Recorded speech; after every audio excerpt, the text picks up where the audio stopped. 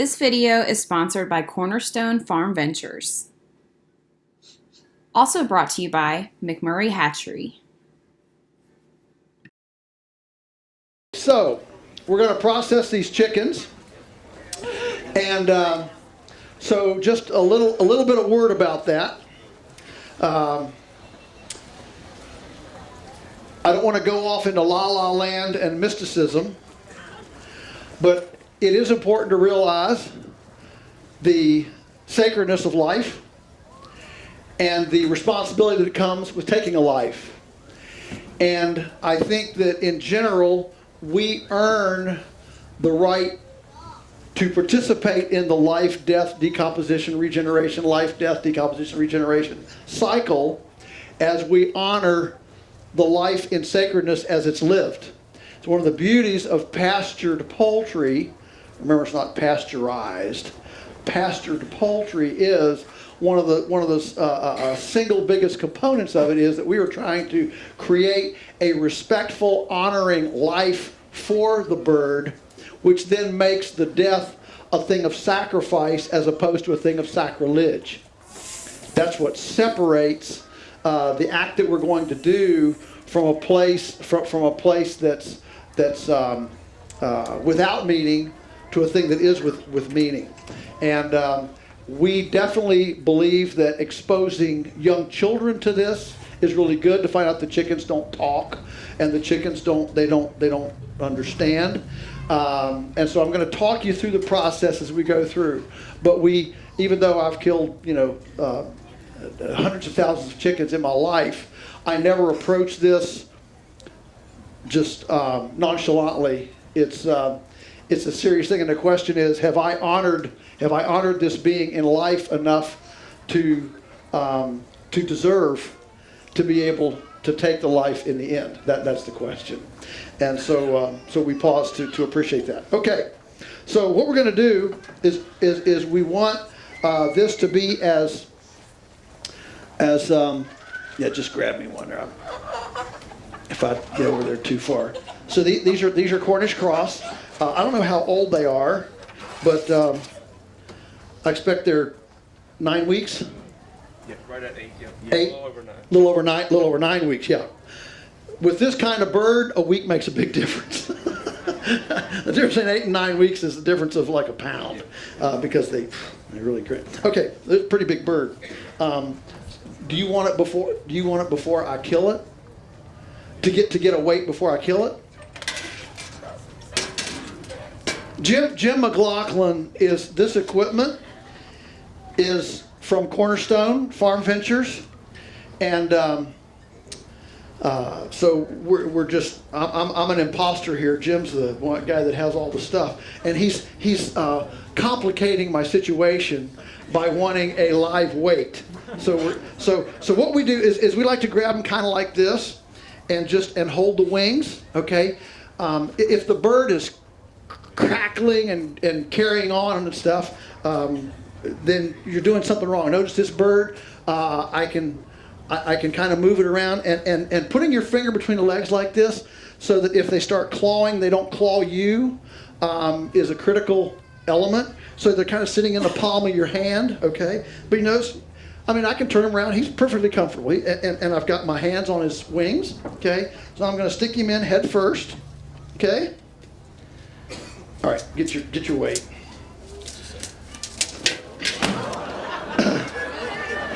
Like I say, this is complicating my situation.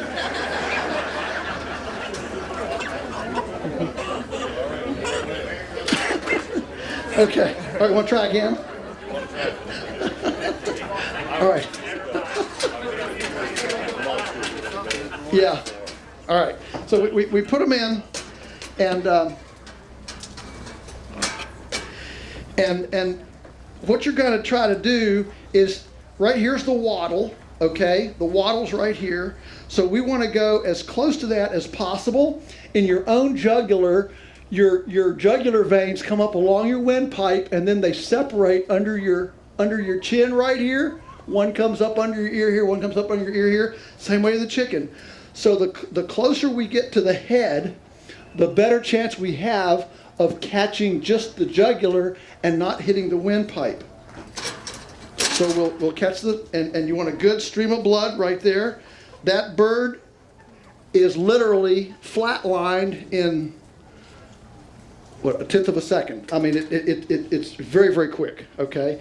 And whatever convulsions now you see are simply contraction, muscle contractions like that. The cone keeps the bird from, I'll take another one. The cone keeps the bird from bruising itself. Okay, and so the cone also acts as a temple grandin. Those of you who are familiar with temple grandin, it acts as a hug, a holder. Okay, so you notice there's no.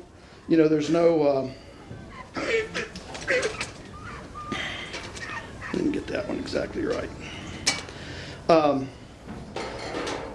They go flatline pretty quick. Okay, let's get another one. So we're gonna kill 3, and then we're gonna pick 3, and we're gonna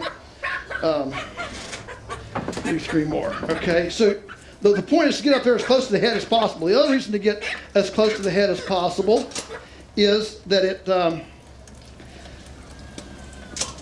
means that if you get as close to the head as possible, it means when you pull the head off that you're going to get the the neck's going to separate at the vertebrae and not separate way down the neck. Those of you who are over there, remember that I said there are a lot of places in this process where you can lose an ounce of weight, okay? And that's one of them. If you cut the neck at the vertebrae at the next to the last vertebrae before the head, or one farther back, that's where the neck's going to separate when you pull the head off, and you're going to lose 1 or 2 vertebrae. That's a half an ounce, okay? So coming as close to the head as possible allows you to preserve that last thing. Okay. All right. We just got to give them a little bit. It takes about 1.5 minutes or 2 for them to finally finish all their contractions and get still. Okay, the scald water. The scald water. We want the scald water to be about 145. Do we have a preset? We should be at 145. Okay. Want the scald water to be about 145, and we put some soap in it. There's some soap suds in here. The soap breaks the surface tension. If you remember your high school science class, you know how water beads up on a surface. Okay, so I just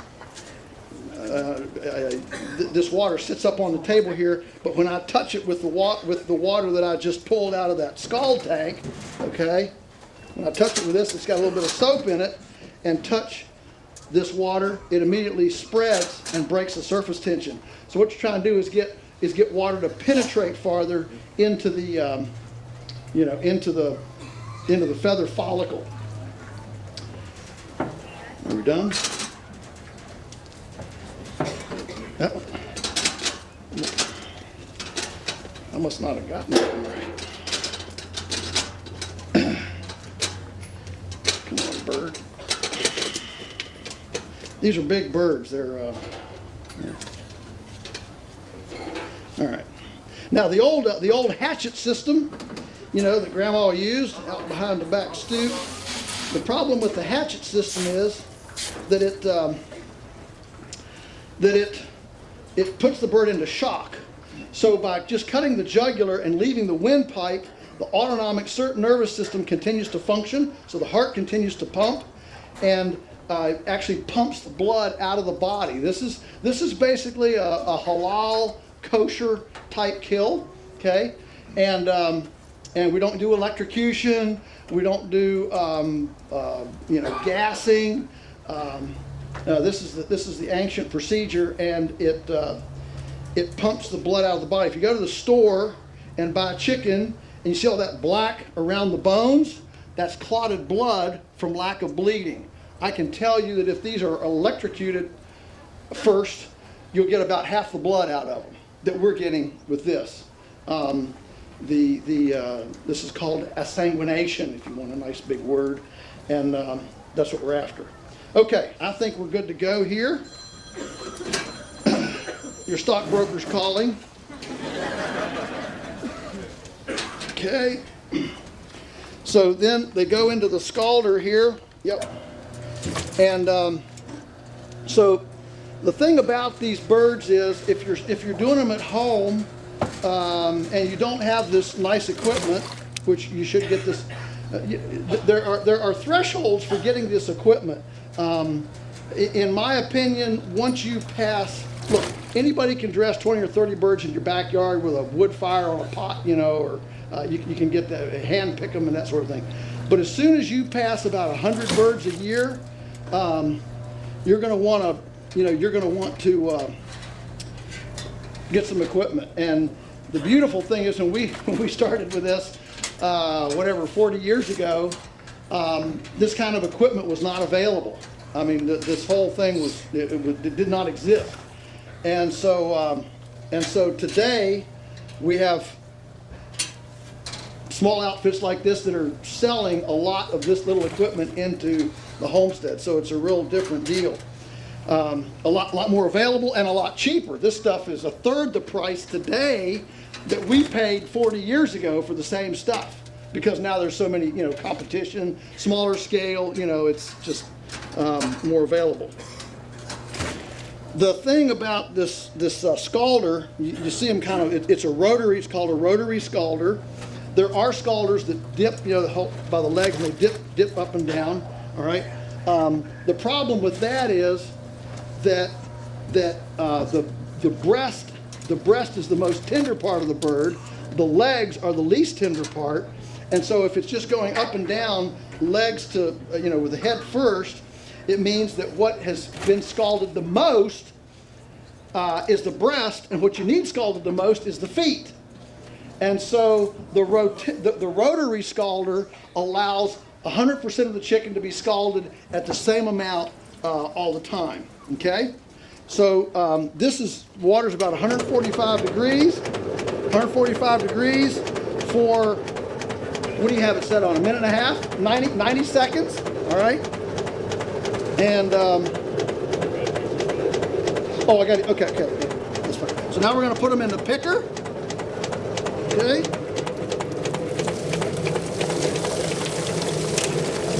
And we're gonna put some cold water on them. That acts as a blanch, like when you're making green beans, canning green beans and stuff. The blanch, the cold shock on the birds, actually that's what the shower nozzle's for. The cold water on the birds actually helps them to pick faster, to pick better, more cleanly. It also helps to wash them off as they're picking, so they actually pick better.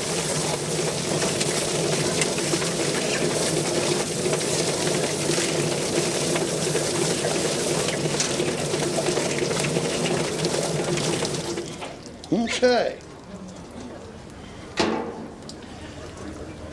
Very good. Now Jim's just going to continue behind me, and I'm just going to take these three on forward in the process. But those of you who've never seen a picker work before, as we say, that's a right purty chicken. Okay. And those of you who've picked on the clothesline or in a wheelbarrow by hand, yeah, this is almost unspeakable. Okay. All right.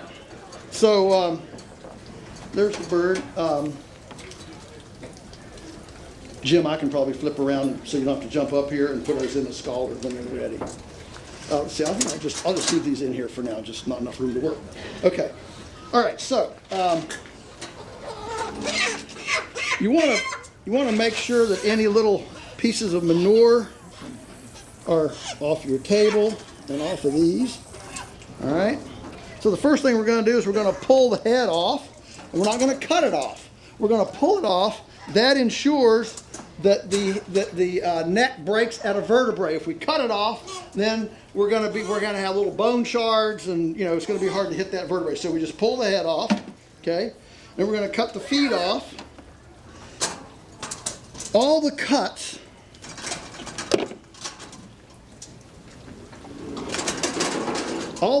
are in valleys. You're in the spray zone. I don't know how I can. I'll just try to be really careful. Okay? It's a real live demonstration. It's a real live deal. Okay, so here's the thing. If you're cutting bone, you're not cutting the right place. Okay, so you're cutting in valleys. So if you notice this foot here has a valley, has a dip. So we're going to hit that valley right there and just cut straight through. All right. Again, go to the valley, straight through. Okay.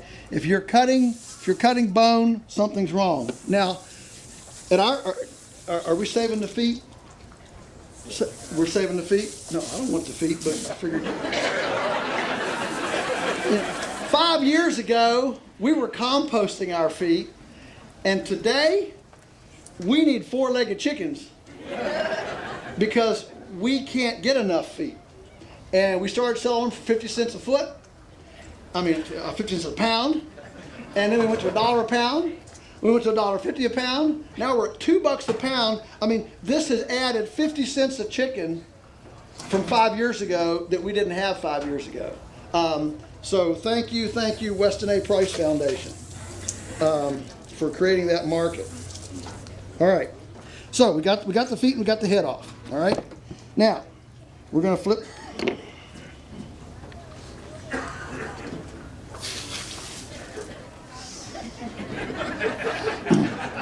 I've got my monitor over here now, so I'm going to watch. All right. So now we're going to flip the bird around, and I'm going to put my thumb up behind the tail like this. I'm going to take the oil sac out. Okay. There's the oil sac.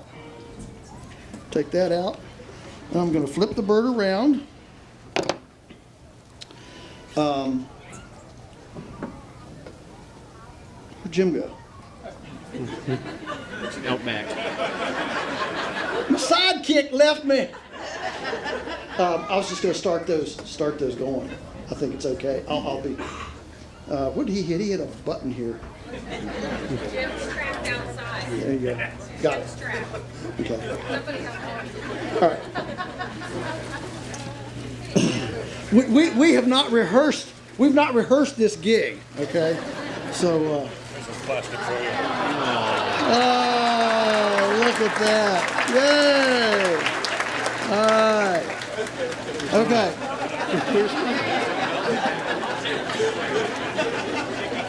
So, what a man! This is why he's in sales, man. This is why he's in sales. Sales is all about the need and the expectation. So, if you have a need and you have a fantasy, if you can meet somebody's fantasy or need, you can sell. All right. Okay. So remember I said all valleys. Okay. So here in the crop. Now I assume these. What you want is these birds to come fasting. If they're full of feed, it makes a mess. I'll get you up close. So what we're looking for here is this valley right here in the breast. I'm going to just pinch that, and I'm just going to cut that skin. Just barely enough to poke my finger in. And here's the crop right here. Okay, that's why it's important for these birds to come fasting. We like to take the feed away close to 24 hours, somewhere in the neighborhood of 18 hours before slaughter. So if we're going to butcher them this morning, I want these birds to be out of feed by noon yesterday. Okay, so all that feed and grass and stuff comes out through their digestive system, and they're nice and clean on the inside. Jim, I'll take these out here.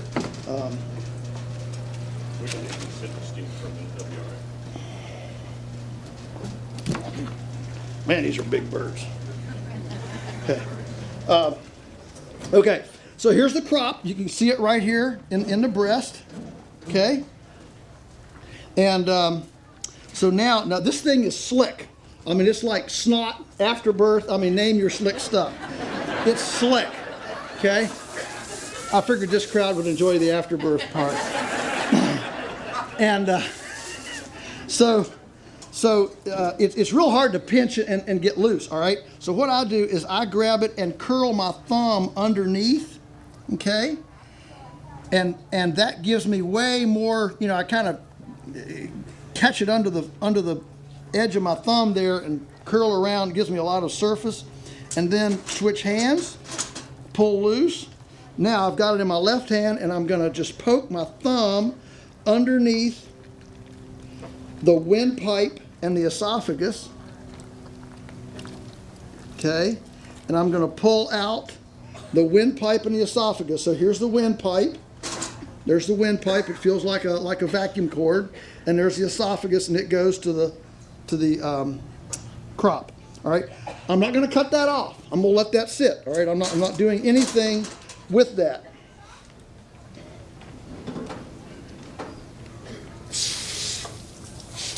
Okay. I'm just going to let that sit. The whole idea here of this procedure is that you don't break any digestive juices into the carcass. All right. So now I'm going to pull up real tight on the vent area here. Well, let's go ahead and pick those so they don't sit too long.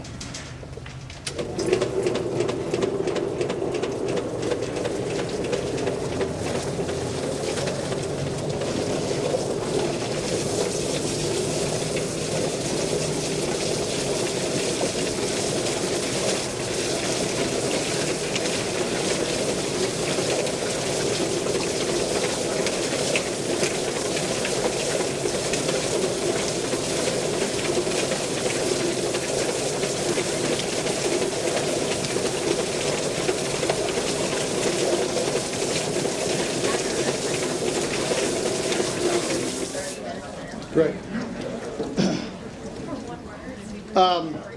Jim, I'm going to let you give a shameless plug. What does what we're seeing here cost? The equipment would probably be about $5,000 to $6,000. Trailer, central tractor, 1,000 something. Yeah. So all the equipment that you see here, $5,000 or $6,000. Okay. It can go much cheaper, but this is all American-made stainless steel. So No, this is heavy quality stuff. Yeah. And again, this with this setup here, a crew of 3 people could certainly run 60 birds an hour. 60 birds an hour in 3 hours, a little 3.5. Let's just make it 200 birds in a morning. Okay, 200 birds in the morning at an average cost of, let's just say, $15 a bird, $3,000. You do that once a week for 20 weeks. That's $60,000 for a one-time capital investment of $5,000 or $6,000. You show me any other piece of farm equipment that will give you that kind of payback in one season, and I want to talk to you because I want to invest in it. I don't know any other equipment except maybe a bandsaw mill that might come. I mean, if you really use it. But anyway, that's our assumption here too. All right. So now I'm going to pull up. We'll pull up on this. Is there a question? We're going to rent that out. That unit. You get to rent it out. this is Rent it? a rental unit. We rent it for $100 a weekend. Okay. They should have one of these in every county across the United States. Absolutely. Shut down the factory farming system. There's not a single reason for it, any of it, ever. Okay? All right. So here we go. We're going to pull up on the abdominal cavity here. The reason is because I want to tighten this up because I don't want to lose any skin. Everything below my cut to the vent, I'm going to lose. So if I cut that abdomen way up here being sloppy, I've just lost some more weight, okay? So that's why I want to pinch it up and cut it as close to the vent as possible. I'm going to tear it open, okay? Then I'm going to go in and pull the fat off of the gizzard, because I want that fat. Look at all that fat. That's ½ an ounce. It's 10 cents, okay? I mean, I'm making it because listen, the secret's in the details, right? It really is. And so not only that, but fat's where it's at. Fat's where the taste is. Your customer, when they cook this chicken, that fat's going to be what makes the gravy and the taste and all that. All right, so I'm going to get that fat off, leave that with the carcass. Then I'm going to go in with my fingernails against the smooth keel bone. Okay, and I'm going to hook the esophagus around my pointer finger. Okay, so here comes the esophagus. Here comes the crop. Okay, it's all coming out the back of the bird. No breaks, no digestive juices. There's the windpipe. It's all there. Okay, all right here. All right, now I'm going to roll it over. So here's my heart, my liver. Look at that beautiful liver. That is a gorgeous liver. And right here is the thing you don't want. That's the gallbladder. When they say bitter as gall, it's bitter, let me tell you. I've tasted it. All right, it is not good. Our son Daniel's rule of thumb for this whole procedure here, the processing, is there are 2 rules. One is keep your mouth shut. And the second one is if you feel something on your lip, don't lick it. Okay? Those are the 2 rules of processing. So we're going to roll this over and we're just going to pinch that gallbladder off. Okay? There's your heart and liver. Is this where we're putting everything? Yeah. In this barrel down here with cold water? Okay. So everybody, I mean, that's a beautiful liver. I hope everybody can appreciate and see that. That's just a gorgeous, gorgeous liver. Okay? Good color, everything. Okay? All right. And now that leaves the viscera in my left hand. And I just give it a very gentle tug. And I've got 3 cuts now left. I'm going to cut down, I'm going to pull my intestinal tract to the left, cut right down along the vent on this side, and then I'm going to move it over here, cut right down along, the left side, right and then left, and then I'm going to cut underneath it. Okay? That's going to take out the last of the viscera. Again, notice I've left this big glob of fat. This is the pubic fat right here, right on the pubic bones. There again, there's another ½ an ounce. If you do a sloppy job of getting the vent and you just carve out that whole thing, you've just lost another ½ an ounce of flavor and fat, okay? All right. Now what's left? Lungs, all right? So I'm gonna go back in, and the lungs are down in the rib cage. There's one. There's the other one. And the ribs are perpendicular to me, okay? So I'm not going in clawing this way, I'm going this way. Now, Jim sells a handy dandy little lung puller that you can go in and you can grab them and pull them out with a lung puller. I want to do it with my hand just to show you that it can be done. I'm not trying to reduce sales, Jim. I'm just trying to do this as simple and gentle as possible and empowering as possible, okay? So there's the 2 lungs. All right. Now we'll why this thing just wanting to there. Now we're gonna spray this booger out inside a little bit, clean him off a little bit. Okay. All right. Now because we've cut so low, we've got all this beautiful skin here in the back.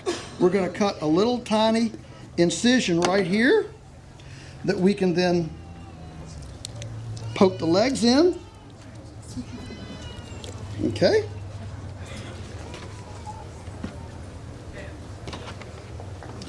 And we have an oven ready bird. Okay? Right there.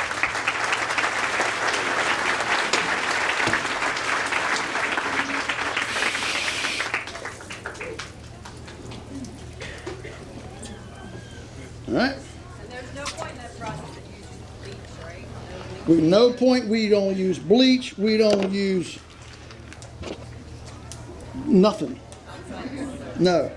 All right, here we go again. Feet. Okay. This little blunt little pinning knife here is to get these little pin feathers. I'll tell you another tool that works extremely, this works very well. So a dull knife, pinning knife like this works great for little pin feathers and kind of scrape it off and things. But another thing that works really well is a catfish skinner. It's a real wide mouth pliers with just a simple thing as opposed to needle nose pliers. And you can really grab things and get those. They're very, very good. Okay, oil sac, here it comes. Okay, put the bird around. Okay, pinch the skin, cut it open. What do we got, Jim? We got one more? Two, okay. Yeah. Yeah, you don't want to pick one at a time because you want the other one for them to hit up against to help flop around better. Okay. Now this one's got a little bit of manure, so it's going to be a little bit. So you don't want to. You want to keep that washed off. Okay. Now we're going to take our fat. This one's got a lot more fat. Big bunch of fat there. Okay. And we're going to go in, scoop down. Okay, here comes your crop. Liver's not quite as good as that other one. It's a little bit paler, and not throwawayable, but it's just, you see the little bit of difference in the color? Not quite as perfect as the other one. Okay. Do you not have a market for gizzards? Do we not have a market for gizzards? No, we do not have a market for gizzards. But if you want them, we will give them to you. And we have cured a lot of people of their gizzard love by giving them 2 5-gallon bucketfuls of gizzards. The secret is they have to clean them. And that's what does it, okay? However, we have just begun saving all of our gizzards for a pet food company called Farmhounds in Atlanta. They're taking every gizzard we can give to them at $4 a pound to dehydrate and put into dog food, sophisticated dog food. So yeah, so that has added 40 cents a chicken again. So you got the feet and that. We're up a buck of chicken just with stuff that we used to compost. So it's pretty cool. Do you want to save the gizzards? No. Okay. All right. Okay. Lungs. Okay. All right.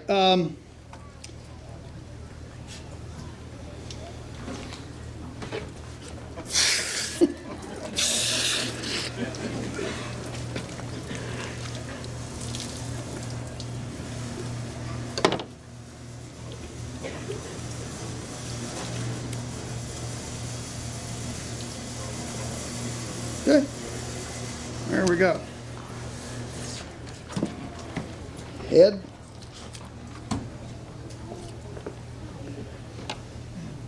Get a couple of those tail feathers. Okay. Let's go to some.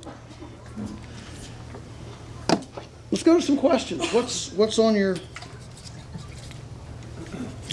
what's on your mind? We have one in the corner to your right, Joe. Yes. Yes. What breed do you recommend? What breed? Okay. Well, so I talked about it. Were you in over there where I was? Okay. So, so we've raised all different kinds of birds: Cornish cross, Freedom Rangers, the kosher kings, heritage birds. So if you're going to be in the meat business, the Cornish cross is hard to beat. Okay, I mean that's and it has the greatest customer acceptance. It looks the most like what they're used to in the store. Okay, so you don't have all those kinds of things going on. Now, at our place, we now offer 4 kinds of chicken. One is, that's a better looking liver.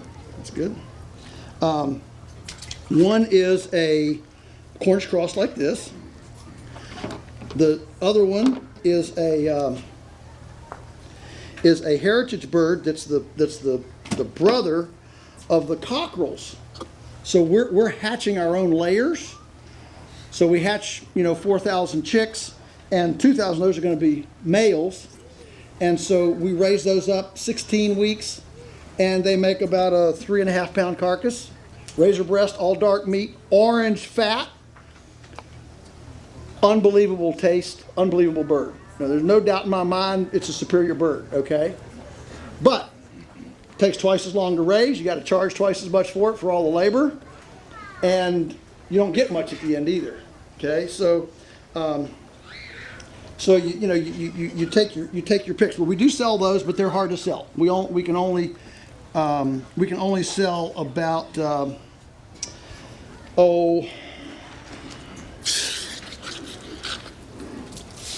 we only sell about less than 500 of those a year. And we're trying to get this same dog food place to take some of those. And then we do our stewing hens.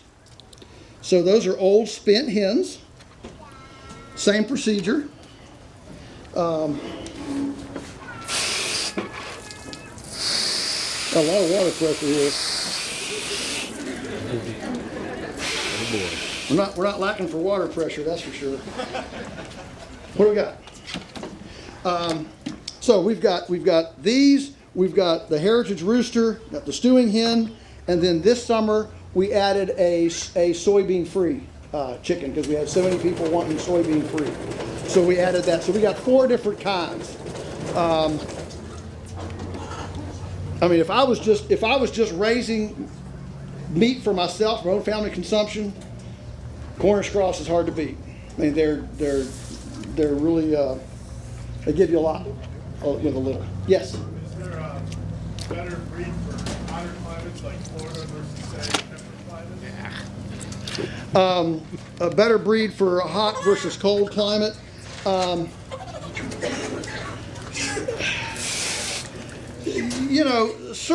Certainly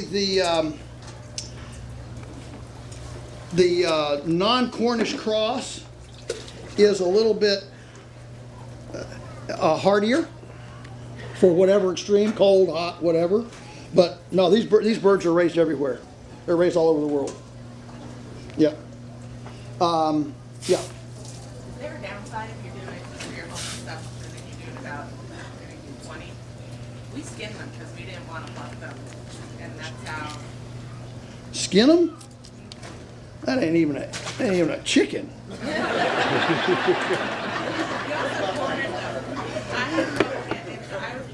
concerned about not doing it correctly and getting everything out, and we kind of quartered them as we did it, so it gave better access to all the innards.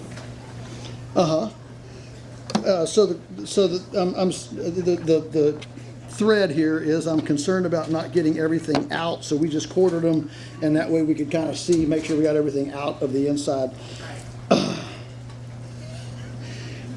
You can eat the lungs. Oh, absolutely. Hey, there's a lot of stuff you can eat that orthodoxy in America would say you can't eat. And so I mean, you can look inside the bird. I mean, when you're done, you can look inside it. No, that's not a problem. Just pull it all out. It'll come. Here. So, there it is, right there.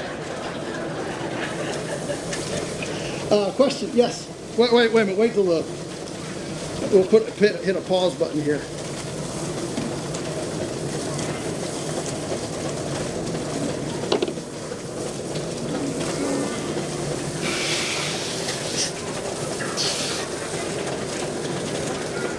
You want to keep your surfaces clean. That's really a big deal. And this little table here is kind of slick in that it has two sunken working spots where if this table were used the way it's designed to be used, I'll just show you here in case you don't realize it. You've got a sunken thing here to work with, so that a person can gut here and a person can gut here, and there's no cross-contamination between the two birds. Somebody breaks a gallbladder or breaks an intestine, there's no cross-contamination. That's really cool. Like a sunken. I'm just, Available for sale after the show. yeah, there you go. Yeah, I Jim. don't want to take them home. There you go. Yeah. So now it's a fight to the finish. Yeah. So this is a slick little, and right here a bucket sits in here, I assume, for livers and hearts and stuff. Yep. Slick. Do with the feathers. We compost everything: feathers, blood, guts, everything. We compost it all. And our favorite carbon material for composting is wood chips, straw and hay and things. They tend to they make tunnels, and the tunnels then make vents for smells and things to get out of. Whereas the wood and sawdust is too heavy, but wood chips are friable enough so nothing digs in it because it all collapses on them. You can't make a tunnel in it, and so it's the perfect balance between loose but heavy enough that it goes in around it. The other thing is that we make sure we have a 12-inch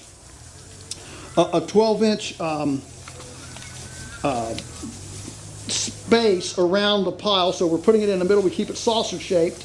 We build the pile up saucer shaped, and we use gates on the edges because it's goopy stuff. You don't want to blow out, okay?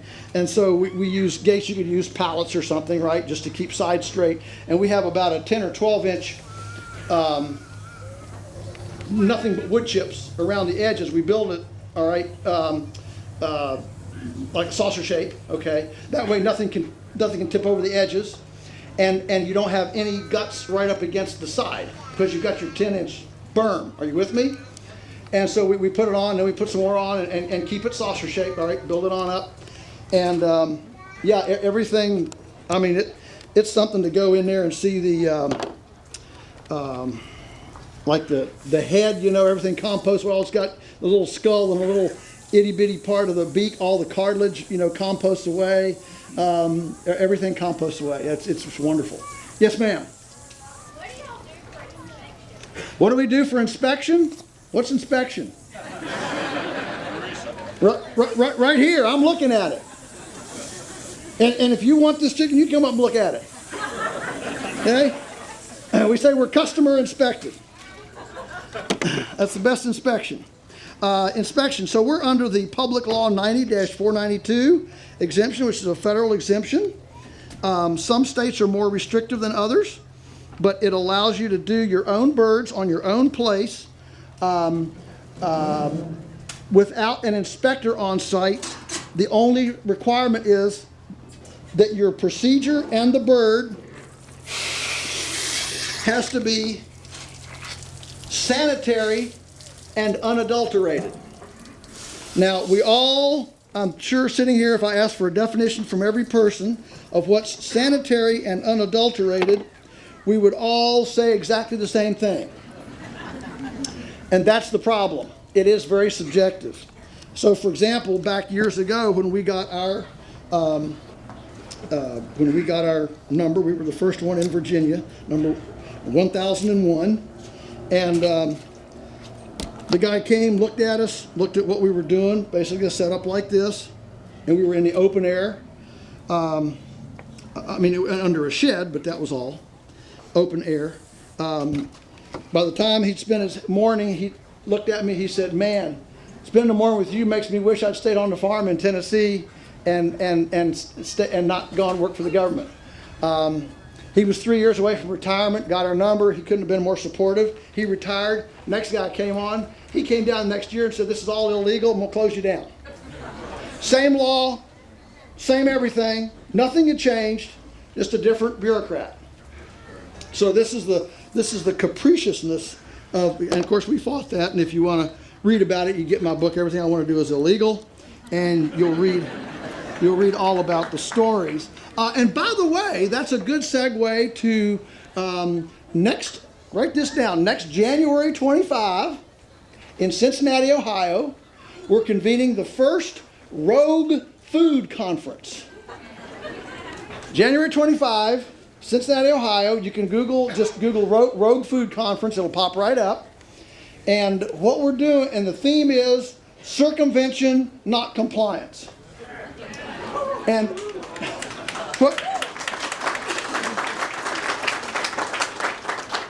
what we've come to in our country now, unfortunately, is that in many things like this, it's actually cheaper and simpler, more, efficacious to circumvent. I didn't say to be illegal. I said circumvent. There's a difference between circumvention and being illegal. Than it is to comply. And everybody's, genuflexing and carrying on trying to figure out how to comply. And a lot of times it's better to just circumvent. And so, for example, in North Carolina, there's a lady, Niti Bali, and she has started a 501c3 food church. If you join her church, you can get everything illegal you can imagine. And the state keeps trying to close her down. They park outside her house. They try to interrupt her customers, and she just keeps right on going. She's an amazing, amazing lady. So she's going to be one of the speakers. So the idea of the conference is to showcase these very creative, savvy people around the country who have developed legal circumventive techniques, whether it's pet food, food church, country club private membership, where the food is not being sold. It's the food is a dividend of your investment. Okay, so there's every kind of thing you can imagine, so that the transaction is not in commerce. That's where they come and get you. I could give these chickens away, right? Everybody'd be happy. What is it that if we trade money for them, suddenly they go from benevolent to hazardous? In the drug war we have going on right now, if you want cocaine, it's considered a hazardous substance. I don't want to get in a big debate about drug wars. I don't believe in them, but anyway, the point is that the prohibitions are: you can't own it, you can't use it, you can't give it away, you can't sell it, you can't buy it, you can't, right? In food, all the prohibitions are only on the seller. There's no prohibition on the buyer, no prohibition for feeding it to your kids and all the neighbors. The prohibition is only on the seller, which means it's really not a hazardous substance. It's not about safety. It's about defining what's accessible in the marketplace. Okay? And so don't let anybody tell you that this is about food safety, because it's not. It's about defining what's available in the marketplace. And so when you view it that way, you kind of, you're able to point out that the emperor has no clothes. So inspection, as long as we don't sell across the state lines, doesn't mean we can't deliver them across the state line if they're pre-sold.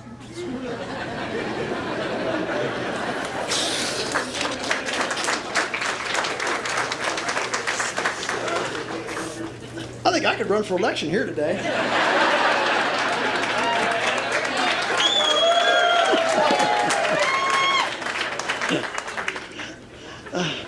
I don't mind the time, I just don't like the money.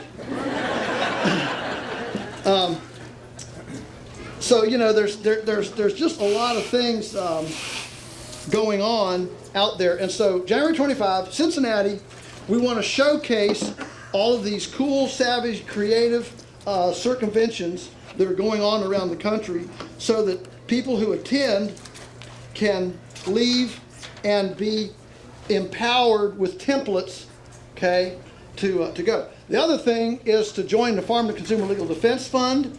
I can't say enough good about them. They are probably doing more to preserve freedom of food choice in this country. We actually have federal judges that are writing opinions saying Americans do not have the right to choose the food of their choice in this country. We have those opinions coming down. And so right now, in my view, where we are is right now about where homeschooling was about 35 years ago. We homeschooled our kids, and it was when you pulled the shade, you didn't ask, you didn't tell, you didn't go to town, you didn't say, you didn't do anything. And because at that time, they would actually send out truant officers and take your kids into state custody for being so negligent and abusive as to conceive of something as antisocial as homeschooling, as neglectful as homeschooling. And thankfully, through the efforts of Homeschool Legal Defense Association, Michael Ferris and others, we won that battle. And you know, it's a whole different climate today. The new bogeyman in the culture is food, and one of the reasons is because people don't know anything about food anymore, and you're always fearful about what you don't know about. I mean, we get calls from customers, how do you thaw a chicken? You know, we've been vegetarians for 30 years. My husband wants a hamburger. How do you make a hamburger? I mean, you wouldn't believe the level of culinary ignorance there is out there. Well, you're always fearful of what you don't know. So as we have lost our knowledge of food, we have become paranoid about it as a culture, and that paranoia has demanded interventive, you know, government oversight, which ends up actually making it very hard to have an antidote to the problems of the system. Question? Yes. Yes, sir. What's some of your sources you are acquiring in your crosses, as opposed to trying to breed them or train them yourself? So the laying hens that we're breeding ourselves? No, just for your Cornish rocks. Oh, we buy these from a hatchery. That's what I figured. I mean, these are just overages from Tyson. Yeah, and I mean, it's the same genetics, but raised completely different. And I may add, they have a completely different profile. The polyunsaturated, saturated, unsaturated fat profile, completely different. The nutrition's completely different. Everything's different about these birds. So the same bird raised differently. You know, the average person, if they quit smoking and drinking and living on food out of Sheetz gas station, the same person, same genetic, will be a very different kind of person. Are you with me? And the same with these chickens. So, you know, don't get hung up on the genetics. It's about the diet, the management system, the, you know, the love, the grass, all that stuff. Okay? Yes. Question. I know there's more questions. Yes, ma'am. Looking for suggestions on how to make the trout. We did a batch of 19 Cornish crosses in a large chicken tractor, moved it twice a day, and they were fighting before a week. They actually killed one. They fought so bad. Every time we moved it didn't look like they'd even touched the grass. They just ate and ate and ate and pooped and then laid in it. What needs to be better? Is that just, I mean, it seems like the nature of that breed. Are you using Fertrell NutriBalancer? No. All right, got nothing else to talk about. I mean, I'm serious, folks. It's like when people ask me about cows. Well, I got weeds. I got this. I got that. I say, you moving them every day? Nope. No, nothing else to talk about. I mean, to me, it's so fundamental to meet that and I'm not trying to pick on you, but it's so fundamental to meet that nutritional requirement. And if you're getting your feed from a regular mill that doesn't carry it, get a bag and just top dress it with some. Okay, just so they get some. That makes that big of a difference. It makes that big of a difference. It makes that big of a difference because it satisfies. That's the thing. The behavior that you're seeing is a symptom of dissatisfaction. All right, and now, if you ask the chickens why are you doing this, they will not give you a Shakespearean soliloquy on dissatisfaction. All right, but they feel it way down in their gizzard. Okay, and they know what they've got. Okay, and so start there. So get their nutrition requirements satiated first. That's the first thing, and then see where you are. Beyond that, there are different strains of birds from different hatcheries.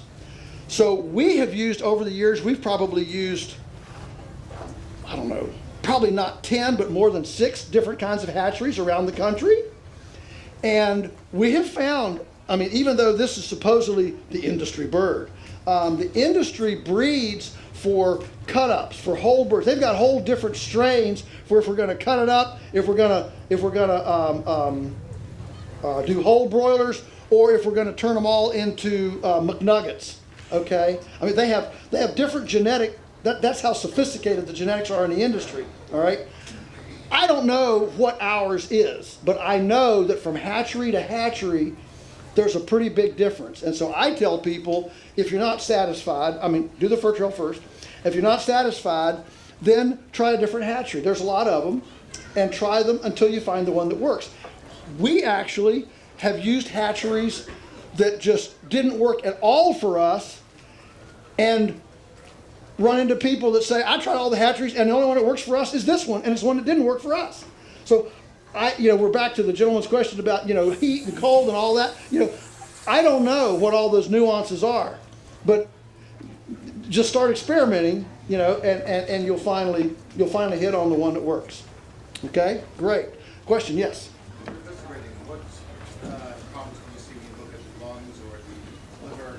What's the bird is sick or? Yeah, the liver, the number one thing on the liver would be coccidiosis, which is white spots. So if you have white spots in the liver, those are little spots of infection, and you're going to throw that liver away. Okay? The bird itself is fine? Excuse me? The bird itself is okay to eat. Bird itself is fine to eat. Yeah, you just don't want to eat that liver. Okay?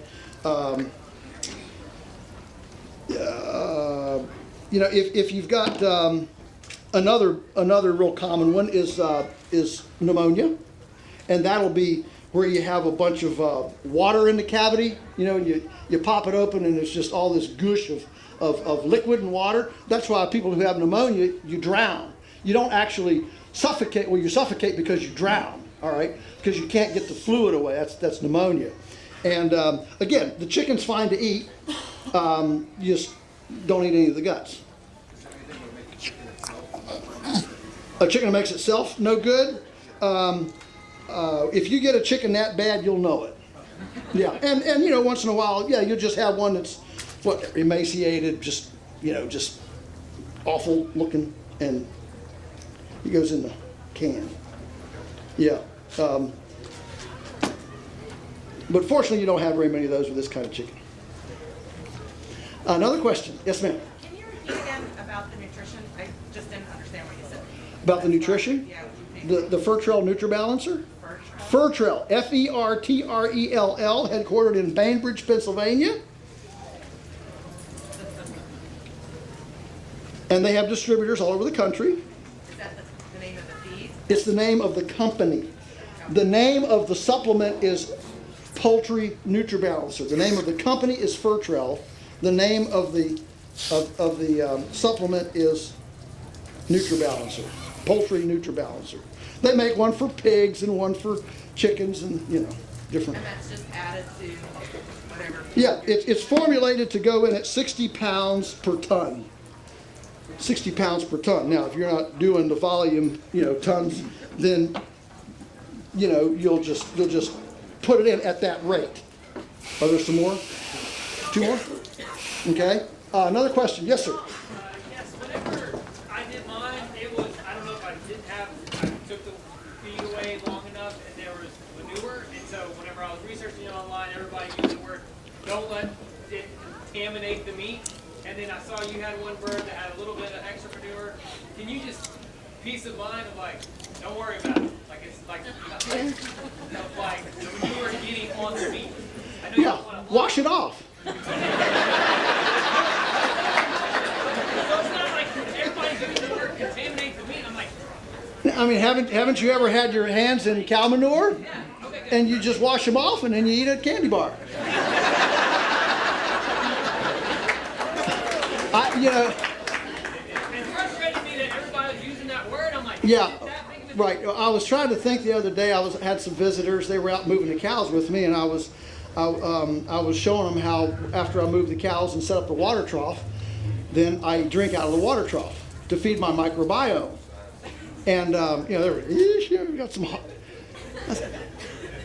I haven't been sick in 15 years. Not even a cold. All right, why? Well, I'm not hardier than anybody else, but I wouldn't have any trouble at all right now eating food with my fingers. I must have a tremendous microbiome. But I drink out of the cow trough. Their cow's drinking right here. I'm drinking right here. A little bit of slobber, that's good stuff. Hey, if I can digest as well as a cow, man, I'm in good shape. Okay. So yeah, just wash it off. That's fine. Yes, sir. Wait about. For your soy-free chicken, what are you using for your protein? Oh boy. Yeah. So it's Austrian peas, flax seed oil, and a little bit of extra menhaden fish meal. None of which is grown locally. The soybeans are. So here's my deal with the soy. All right. You guys get me in all sorts of trouble. So here's the deal with the soybeans. And listen, I love people that don't want soybeans. But here's the deal with soybeans. All the studies, two things. The studies that have linked soy to estrogen, that's the big deal, right? Have all tested soybean meal. 98% of soybeans are not used as whole beans. They're separated, the oils from the meal. So the livestock industry uses the meal, and then the oil goes into human food and oils and all that sort of thing. Okay, so let's see where I was here. So the American Pastured Poultry Producers Association, which everybody should join, did a 2-year study for 2 years on this question, and they did a bunch of feeding trials, and you know what they found the highest estrogen levels in? Chickens that had access to clover. Now, folks, are we really gonna not let our chickens eat clover? If you raise chickens, that's their favorite food. They eat clover like Breyer's ice cream. There's not a chicken in the world that doesn't like clover, and they do well on it. They love it. Sometimes I think we almost become too sophisticated for our own good, and so here's my deal with the soybean meal is we all know that things happen when you break apart stuff.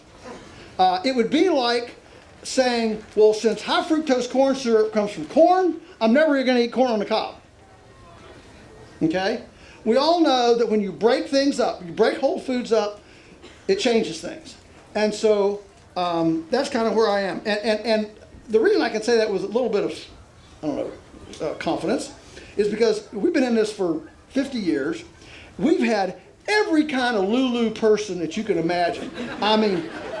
Crystals, chromatography, pendulums, everything you can imagine, okay? And we have never failed a test, from both orthodox empirical science to all the way to this real fringe, stuff.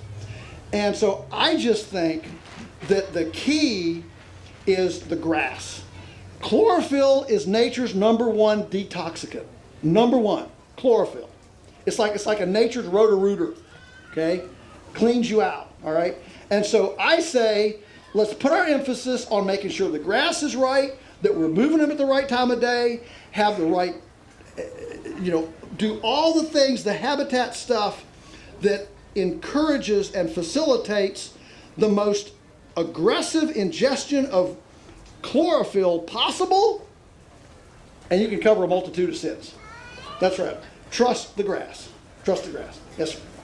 What would be the best method to use for the composting? So, blood, organs, as a small homesteader, dry it, cook it, or just let it? No, compost the offal, and just take a couple of used pallets and make a nice straight-sided compost pile with wood chips, and layer it in there like lasagna, and you'll have wonderful compost. We have to wait longer for that type of Wait long?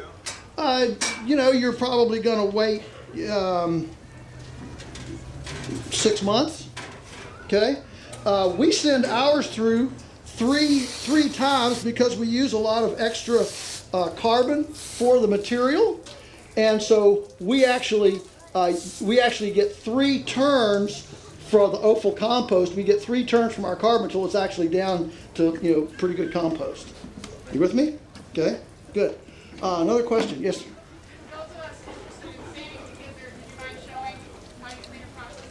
How do I clean or process a gizzard?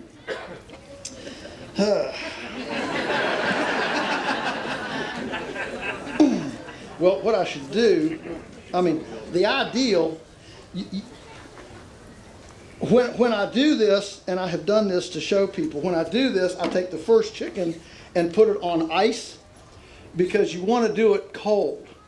If it's cold, you can do it a lot better. I'm going to save that. Tell you what, can we just drop that in that cold water for just a minute and then fish it back out. Let me do this last chicken, then I'll do the gizzard. That way it won't contaminate. Okay, another question. Yes, way back in the back. What kind of knife do I use to cut the throat? A sharp one.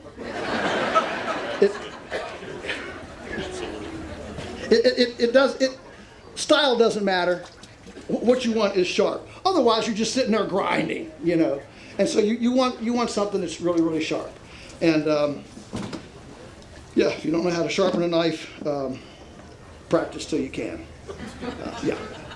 Now, yeah, sharp knives for this whole process are really good. You stand a lot better chance of not cutting yourself with a sharp knife than a dull knife. With a dull knife, you're having to really, you know, go at it.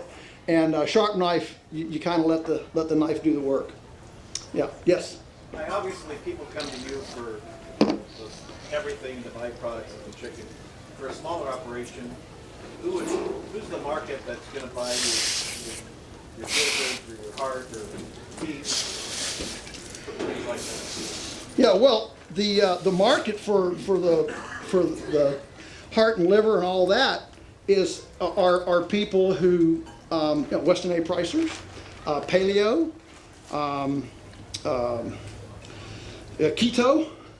All right, you know, all of your people that are into, you know, protein and getting away from carbohydrates and all that, they're all into, you know, into the offal material. Yeah. Another, yes, ma'am. Oh, okay. I'm sorry. Yeah, go ahead.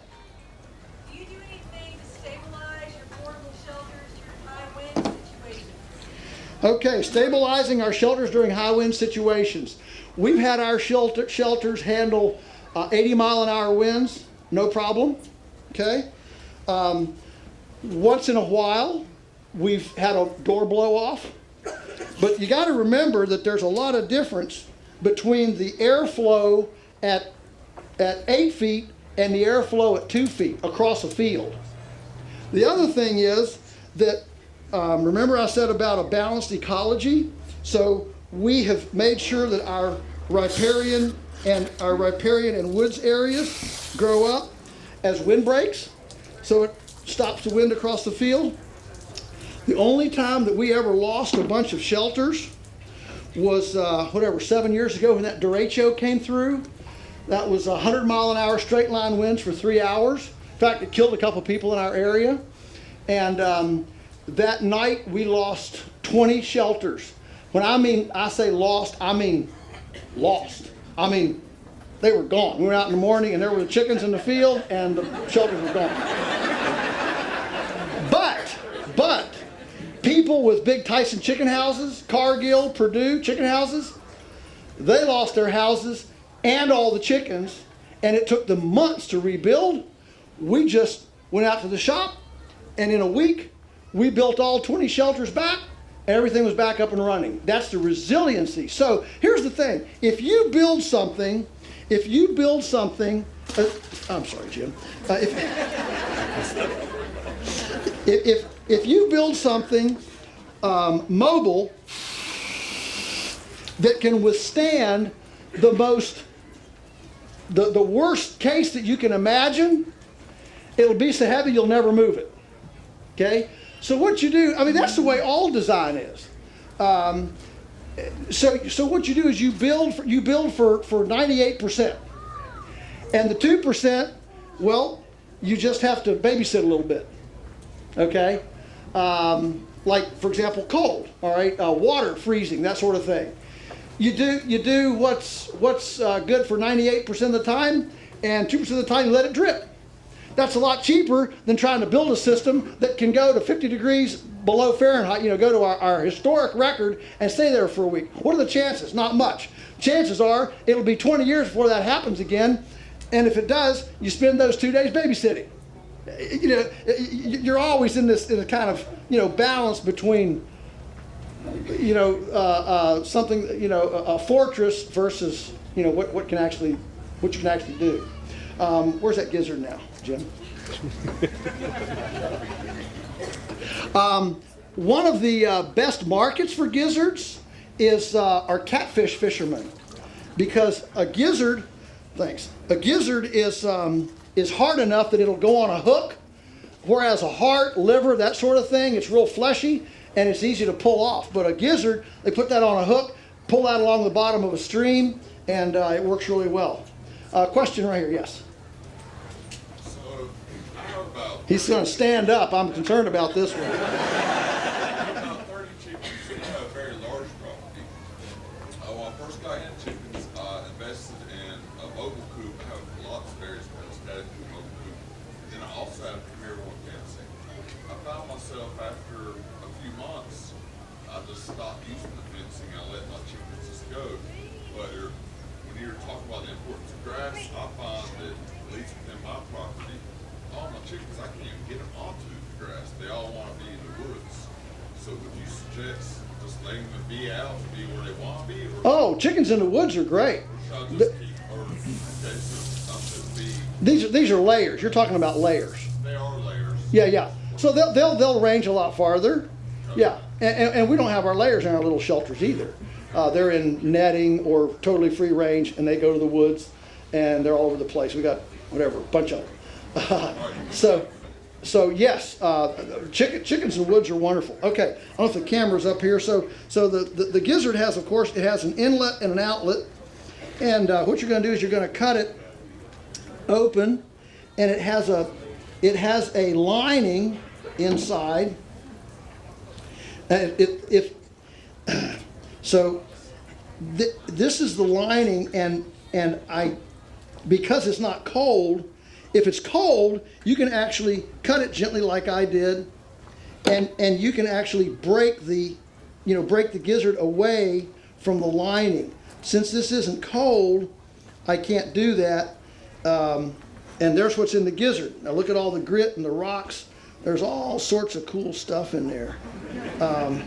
See, there's a rock. I mean, I can put it out here on the table so you can see it. But yeah, that bird had good grit in it. That was well done. Probably one reason why they look so healthy. Lots of good grit. There's different kinds of sizes of grit. As the birds grow, you get bigger kinds of grit. Okay, I'm gonna take that off now. Careful. So here's your yellow lining. Okay. Again, if this is cold, if this is actually cold, you can do this and never pop into the gizzard itself. But when it's warm like this, it's hard to do. But you just take that lining and you just pull that lining off. Work it carefully. Again, this is warm, so it's a lot harder. But you just work that lining around. Okay, and you just pull it off. Dent. Okay. And there's your gizzard. Thank you. And there are people that love that stuff. What's our time like? We over? We're done? One more question? Two more questions? Wait back. Yes, ma'am. I feel like an auction. Got one here, you know. Yes. My husband and I sell whole birds and pieces to consumers. We've realized, like our generation, everybody's really intimidated by a whole bird. Yes. So we cut off the necks. I noticed you didn't do that with any of yours. Is there a reason, or could you show us how we cut off? That's a whole bird. The easy way to cut off a neck is with a nice big heavy cleaver, a meat cleaver, and get a heavy one. Don't get a cheap one. Get one of those $40 cleavers, big heavy, weighs like a pound, because you want the tool to do the work. It's like the difference between you ever had a light post hole digger and a heavy post hole digger? Or a light shovel and a heavy shovel? You want the tool to do the work, okay? And so get a good heavy cleaver and just whack the neck off. That's the easiest. We do. We sell boneless, skinless breasts. So we didn't want to do this. I mean, I'm done butchering. I want to clean up and go put my foot up and eat an ice cream sandwich, okay? With the hands that have been in the chicken, all right? But we had the same thing, years ago. Customers, I'd buy more chicken if I could get, parts and pieces, blah, blah, blah. And of course, we'd always say, well, come out a little bit early to pick up, and we'll show you how to cut it up. And we did that, but that still didn't do it. They wanted parts and pieces. So the point is that the first year we offered parts and pieces and full cut-ups, we made an extra $20,000 on chicken without selling it, without raising another chicken. That's what value adding does. And so we set our price. So right now, our boneless, skinless breasts are $14 a pound. We can't keep them in. People are crazy. Yeah. But I mean, this is our culture. Convenience, I want what I want, and we're way too... Be gentle. You might be able to take their money someday. Be careful what you say about them. They might be your customers, okay? We like people that get boneless, skinless breasts because we have our prices set, so we make $75 an hour doing the work. Who doesn't want to work for $75 an hour? I'll work for $75 an hour. So yes, that's a huge value added component. Yes, we take, and so what happens if we have extra backs and necks? So we send those up to a soup company that turns them into stock for us, and we sell that chicken stock, and it gives us the equivalent of $2 a pound for our necks and backs. So you just adjust your prices to take your extra labor and to protect yourself from an inventory problem. So we set the price on our breasts so that we could throw away the rest of the chicken and still make the same money. And that's what we've done. And then you just scramble around trying to make sure you move all the pieces and parts. Okay? So you just adjust your prices to where the inventory works. And so we just kept raising the price until we could keep breasts in.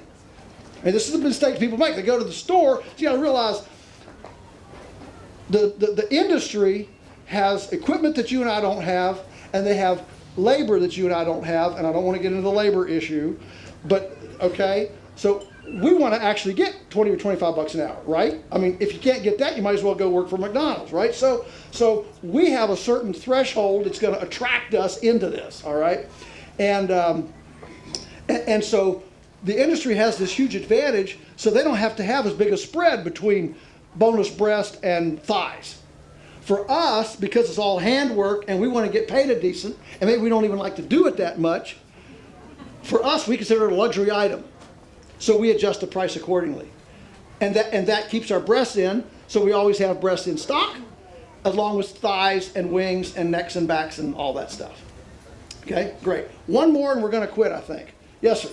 Tell us about aging the bird for maximum tenderness. Great question. Thank you. I neglected to say that, and that's my fault. The question is, tell us about aging the bird for tenderness. All right. So this is a good question to end on. Thank you, Jim. Meat has to go through its what we call its rigors or its relaxation, and so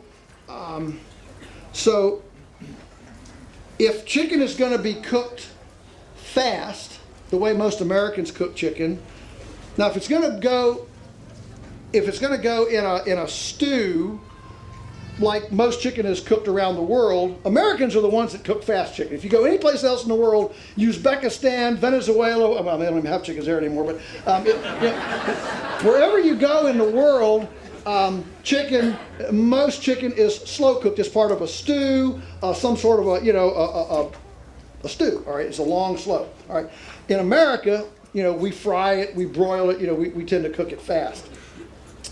And when you do it in a stew, it's very forgiving. You can kill it 1 minute, throw it even warm into the pot, and it'll be fine. All right, because it's a long, slow, gentle thing.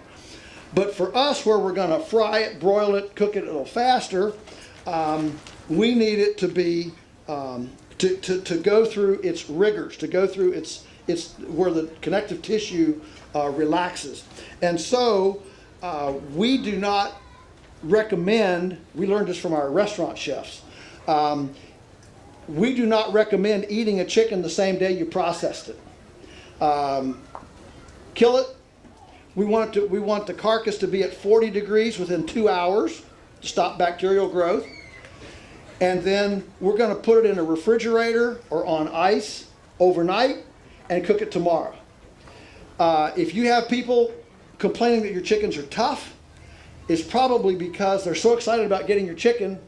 You butcher it this morning, they take it home and cook it for supper, it's tough because it hasn't had time to cool down and go through its relaxation time. Just like aged beef, chicken is not as long, pork is not as long, but it still needs that same cool down cure time.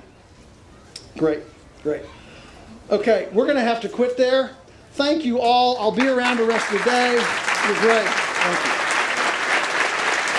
Thank you, Jim.